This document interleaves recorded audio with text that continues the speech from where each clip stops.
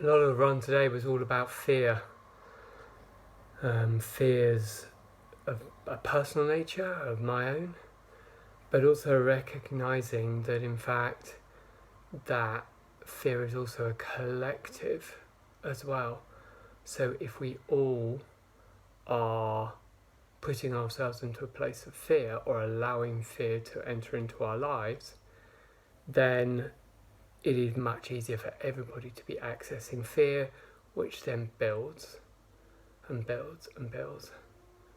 So the only things to be able to do for myself with fear is to detach it from everything else that's going around, to understand where it actually sits, and to honour the fact that I am fearful of something happening, or of not having something, or of not being able to generate enough money, or whatever it is.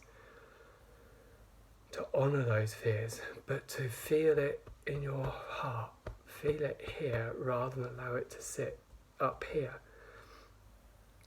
But it also then makes us understand the power of collective thought, because if something becomes easier to access when everybody is focusing on it, then the negative aspect of that, our fears, where we pick up, or our fears build, or our fears become easier to come out because everybody else is in a place of fear, then the opposite has to be true as well. That things that we think are easier to access or easier to do are always easier if everybody is actually also doing that as well. It reminds me of the end of October, when people say that it is always easier to do psychic or mediumship work because the veil is at its thinnest. I personally don't believe that. I don't believe the veil thins.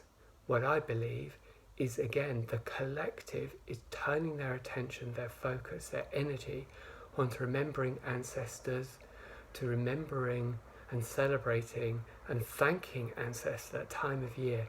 So therefore, because of that collective thought, it makes it easier to be accessing that part of ourself and our work.